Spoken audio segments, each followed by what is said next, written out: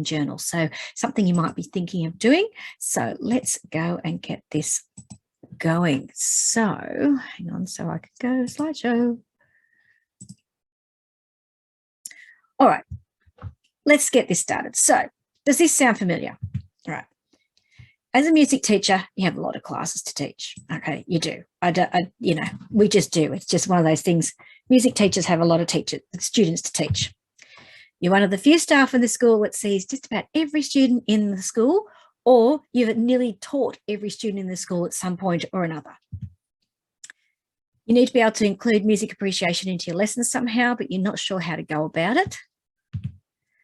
You know that your students would benefit from regularly listening to a wide variety of music, but not sure exactly how to best incorporate this into your lessons.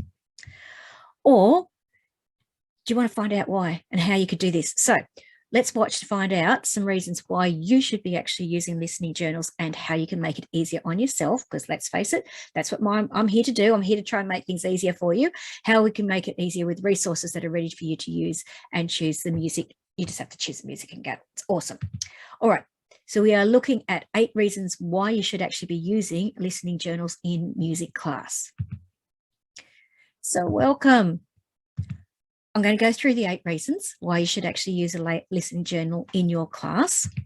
I'll talk to you about the 30 music listening writing prompts product, which is a really simple one, which can be used all year. And I'll also give you a few more tips and ideas on how to actually use this writing prompt and what you can actually do to make your own listening journal. So the first reason, it promotes music appreciation, tolerance, and for a wide variety of music.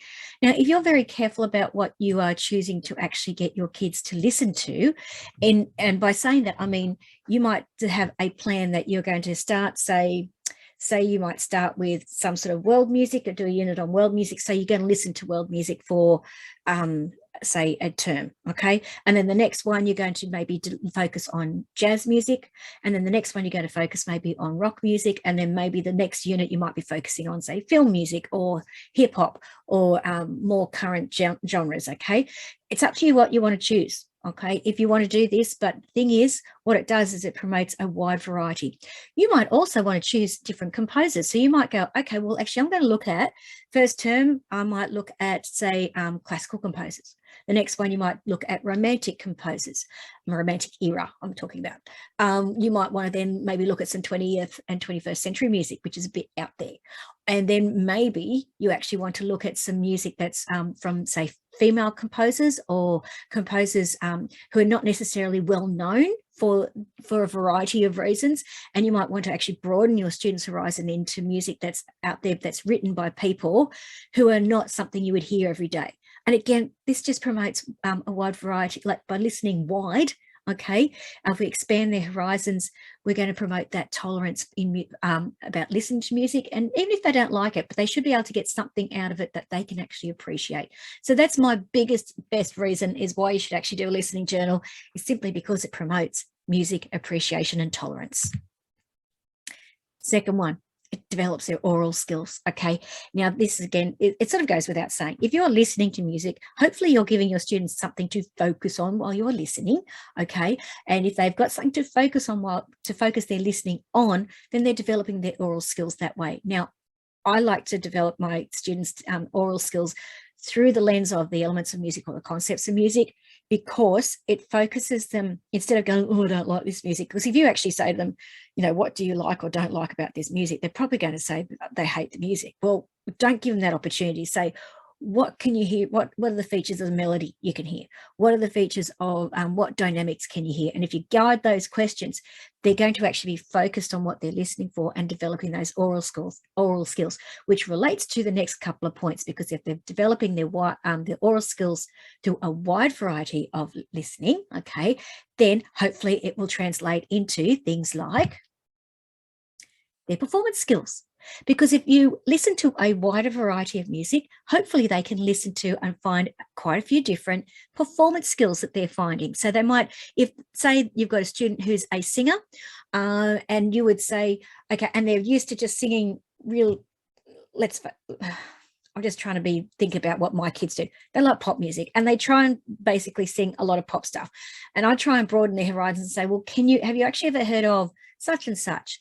And they go, no. And so you play a bit and they go, oh, I quite like that. Well, then let's listen to that. Let's see what you can actually learn from that piece. Maybe you want to play it. Maybe you don't want to play it, but maybe you can listen to the way that person is actually performing certain parts of the song, no matter what the instrument, okay, and see what they can actually listen, if they're listening for their instrument, translated into their own performance skills. And also, if they're having a listening journal, maybe, and we hope that you're actually doing composition activities as well, that again, it translates into their composition skills. Because if they're listening to my pet hate at the moment, sorry, it's been pet hate for a few years, those 4-chord songs that are in a lot of pop songs at the moment, okay, let's face it, they're built on 4 chords.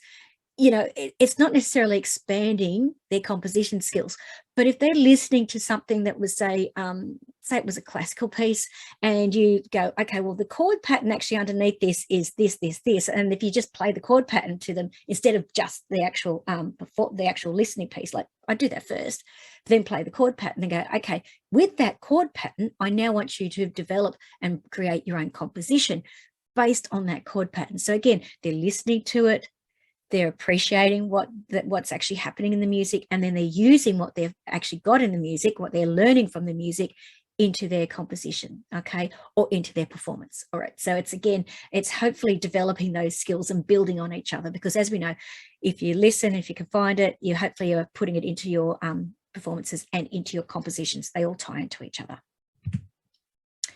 Another reason, now this is one of my favorite ones, is use it as a project-based learning assessment. So I'm going to talk about this a bit later, but one of the best things about using a listening journal in the classroom is if you set it up right, and you say you set it up for at the beginning of the year, and you say this is a long-term assessment, okay, so you might say, all right, once a week, depends on when you see kids, you know, it's up to you, but you might say once a week or once a cycle. So personally, I've taught in schools that have a 2-week cycle for many, many years.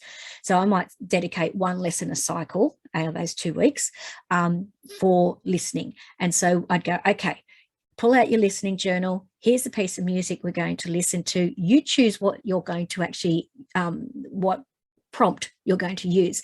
As long as they put the music at the top of the page and whatever else, they can actually listen to it. So you could have everybody in the class actually doing something different on the page about that one piece of music, but it doesn't matter as long as they are listening to it and actually listening wide and trying to encourage them, you know, to develop their skills by listening lots of different things. Now you could do it that way where you actually, it's teacher directed. So you are directing what sort of pieces they are listening to. And again, I would tie that into whatever you are doing in the classroom. So whatever performances you are doing, whatever like musicology you are doing, if you're building, you know, composition skills, all those sorts of things.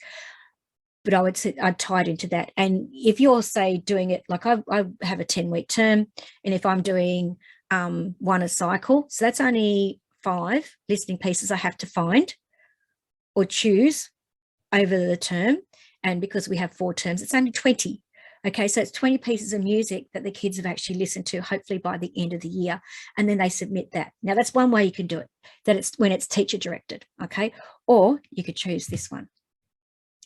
Let the kids choose. So if you want to, you could set up a listening journal. And again, it depends on how long you want the assessment to go for, is you can go, all right, you choose the music, but you would give them guidelines. Okay, so I would obviously say to my kids, 1, you can't have any foul language in it. I don't want to be listening to anything with foul language.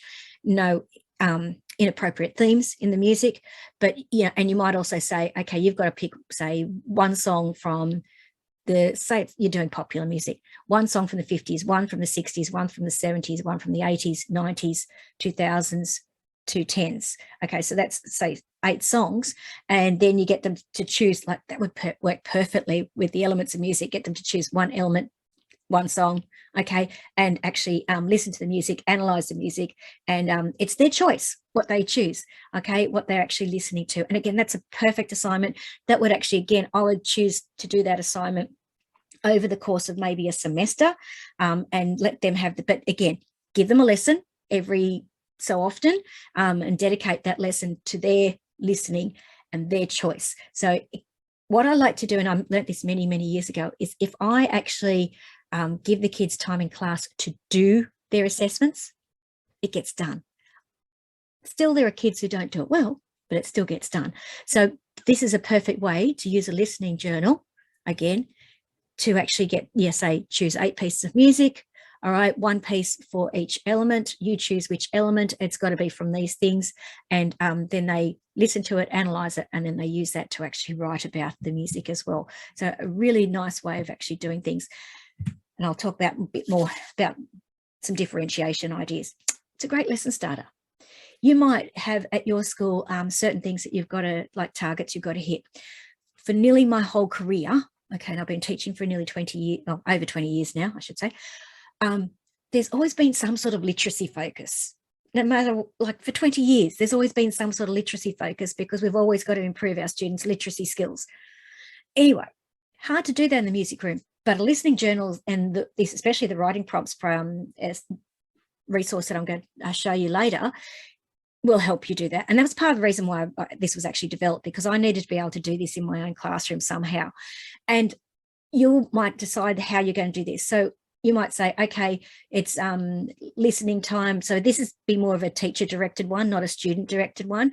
It's a great lesson starter. Okay, grab out your journals. I'm putting on the music while I'm marking the roll and doing whatever else you have to do as a teacher, because, you know, to get the kids settled and in the room, put on the music, maybe have it play twice, get them to answer the questions in their journal.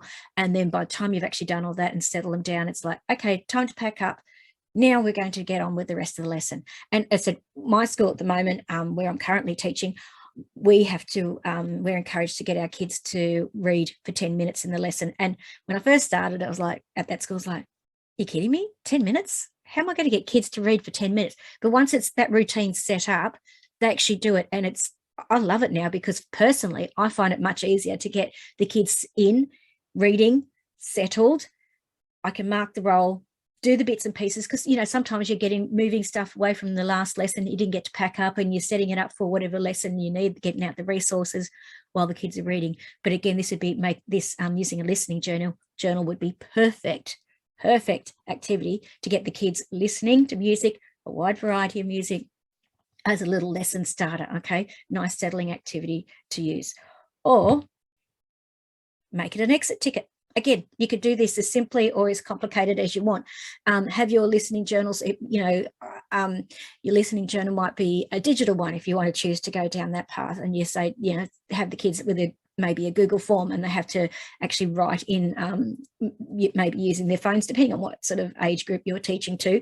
But perfect way to actually get them to actually listen.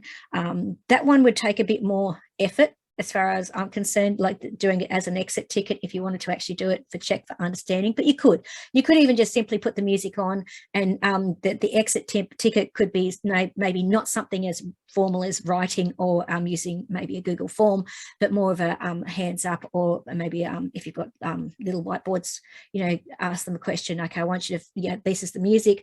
I want you to focus on what instrument's performing the melody, what's performing the melodic accompaniment, how is that melodic accompaniment being played? Okay, and maybe it's those 3 questions, because that's maybe the focus you're doing, I don't know. And you get the kids to answer, show me your boards, show me your answers, and you can quickly see who has and hasn't got it right, and then maybe check. But again, it could be a nice quick exit ticket activity, depending again on how you want to set this up in your classroom, because it's your classroom. You got to do what's right for you and right for your kids. So there's 8 reasons. That went through really quick, didn't it? But as I said, if you want to make it easy on yourself and not have to create things, I, of course, have you covered. So listening journal resources to use. Now, this one, as I said, this was deliberately created because I needed it for my own classroom. So this particular one, 30 music, listening and writing prompts. Now, there's lots of different parts to this actual resource, and you can see a few things on this page, but I'll go through those in the next slides. So there are 11 general music listening prompts. So these sort of prompts are: without music, life would be something because. Now, you might, again, choose to actually have the kids focus on a piece of music, all right, while you're doing this, or my favorite piece of music is. Now, these are very general, generic type responses. The thing is, and here's the trick, you can see on that page, and hang on, I'll grab this out because I've got them here. So you can see that there's, now these ones, I've got different planning ones. So this one itself has 3 reasons. This has 4, and this one has 5. So if you've got kids in your class that you know would struggle to write and only have to come up with 3 reasons, you give them those ones. If you've got kids who are more capable, you would make them, I shouldn't say make them, but encourage them to do 5 reasons. Okay, why, when they're doing their writing prompts. Now, again, the whole thing about in this resource is that everything in there, you've got planning before the writing. Don't just let the kids go and write, because you will end up with not anything necessarily wonderful. But I would suggest that you have like a writing prompt and then a writing page next to it. So you give them time to do it. Okay, so it might be one lesson they're actually doing that part. The next lesson they're actually doing the actual writing part. Again, depends on how you want to set it up for your class and your kids. So there's 11 general ones. Okay, just very general ones. These are the ones I prefer to use. Okay, the elements of music writing prompts. Now there's 2 for each one. So there's 2 dynamics, and 2 dynamics, 2 rhythm, 2 melody, 2 harmony, 2 etc. etc. The first one in each one, okay, dynamics 1 or harmony 1 or melody 1, has less questions, and the second one has more questions, okay, about the same element of music. Again, perfect for differentiation. So if you've got students in your class, again, who might struggle a bit, I would give them maybe the easier or the less questions, and the other kids more questions. That way, level 1, level 2, the kids don't necessarily have to know the difference, and as long as they're kids, they've got their name on it, but they're working at their own level, which is what you want. You want them to feel successful and be able to do something at their level. Or you could use it for different years. I should have said that. So if I go back that one, sorry, different year levels. So you might say the first 1 year, maybe you teach years 6, 7, 8, 9. I don't know. I teach, this sort of thing would be in year 7 for me, or year 7 and 8, depending on the school I'm working at. But the current school, we just teach music in year 7, and they do visual arts in year 8. But this would be, if you did maybe first half of the year, they could just do, if you're teaching it for a whole year, that would be me. They do the first level questions, and the second half of the year, they do the second level questions. So that's a little bit harder. Or again, you could have a year group that does it at one level, and the next year does it at a different level. You just choose a different piece of music. That's a wonderful thing. Doesn't matter what music you use for this. You can use anything. Doesn't matter, because they've still got to be able to answer the questions. That's the thing I love about them. Okay, 12 themed writing pages. So as I said, it's a bit hard to probably see that, but it's got, there's a treble clef on that one. I think there's a trumpet. Oh, you can't really see it. Trumpet on that one. There's 11 different ones. So it's just a nice faint thing. As you can see, like there's a pair of quavers, I think, and a conductor. Again, you can mix it up. The kids actually like writing on different pages. They like to feel like it's something a bit special. You pick and choose which ones you want to use. And also the best thing about this, as I just said, you can use this with any piece of music. Doesn't matter. Any piece of music ever written, you can use this. You might be doing, say, a Disney theme, all right, and you decide to do Disney theme songs or Disney princess songs. I don't know. Okay, and you can do different songs using these same writing prompts. And the next term, you can do, as I said, I don't know, maybe you're doing hip hop. So you choose different hip hop songs, and you're still using the same questions, just a different piece of music. Okay, and that's the best part about, it's what I love about the elements of music and the concepts of music. Doesn't matter what piece of music, you can always find a way in and a way to focus the listening. Also, it can be used with so that your students can choose to study, use it as an assignment, as I was talking about it before. So they get the students to actually choose what they want to listen to in their listening journal. Again, I would make this a long-term assignment. I wouldn't make this a 2-week assignment. Give them a bit of time, a good chunk of time to do this, and I would be giving them a good chunk of time to actually do this in class with your support and help as it's needed. or maybe try it as a listening center. So you might have different things in your classroom. So you might be limited to the number of, say, instruments in your classroom. So you might have one group who's doing some sort of performance. Okay, the next group might be doing a composition thing on the laptops or Chromebooks or whatever you have, and then another group might be doing their listening center, okay, music appreciation center, and then you cycle all the way through. Again, depends on what you've got to do in your classroom and what equipment is available, because let's face it, we're all very different.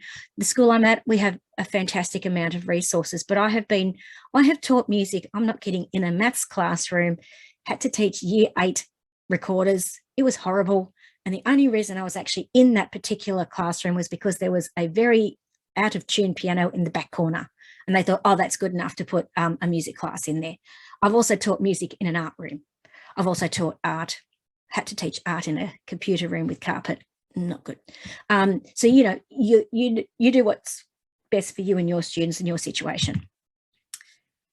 Don't forget, though, if you want to save yourself some money, all right, you might want to grab this back to school bundle, because in this particular bundle, now down the bottom there, you can see the music listening and writing prompts. I said that's the one I've been talking about today, but there's also the TXXC and Peel, because again, I've been at different schools where they've had to use different writing paragraph structures, and the school I'm at, it was TXXC and they've changed it now to TXXL. You know, it's up to you what you want to use, okay? But they're all similar. It's just different sort of, they've got the similar questions. It's just how you actually choose to do the writing part afterwards. They will help you, those things there. Again, you pick and choose what works for you, your school and your kids. Now, this back to school bundle, what I would suggest is that there's 3 different, you know, there's 4 different writing things in there. But I'm going to give you a hint. If you're watching this in real time, okay, which is at the end of July in 2022, there is always a back to school sale on Teachers Pay Teachers in the beginning of August. Now, if you want to save yourself some money, I would suggest going in, find this resource in my store. There'll be a link in the description below. Copy and paste it, whatever you need to do, or look for it in my store. Put it on your wish list. So when the sale comes around, you're going to save even more money, because the bundles already, I usually reduce my bundles by about 30%. And then when there's a 25% saving, you're going to get an even bigger saving as well. So it's a fantastic way to get the resources. So again, you might want to choose to wait a little bit, and if you're watching this in real time, and actually get this on sale then. Okay, so don't forget, you can find plenty of classroom resources over in my Teachers Pay Teacher store, which I was just talking about. You can go to my store, Teachers Pay Teaching Resources, over there in Teachers Pay Teachers. You can also, if you want to use the Elements of Music mind maps, which I talk about a lot, I haven't for a while, but for a lot, if you want the free ones, juliagia.com/free mind maps, and that will get you a free copy of the Elements of Music mind maps that you would see on my blog. And all the Elements of Music blog posts, okay, all have an Element of Music mind map in them, and those mind maps are aligned so that you could literally read the blog post, okay, with your kids, alrighty, and use that mind map to help you. And again, that mind map would be perfect then to add to your listening journal. Oh, how amazing would that be? And thank you for watching. So I will stop the share. And again, thank you so much for watching. I hope you get something out of this. Don't forget, you can go to my Teachers Pay Teacher store and grab all those bits and pieces, the back to school bundle, the writing bundle. Look, honestly, there's stacks. Go and have a sticky beak. Go and put some things on your wish list so that when it comes to the sale, which, as I said, if you're watching this in real time, which will be the beginning of August, always is. I haven't got the dates. They never tell us the dates until very close to it, but there's always one around the beginning of August. You might want to save yourself some extra money. Okay, so until next time, I'm Julia from Gia Teaching. Bye.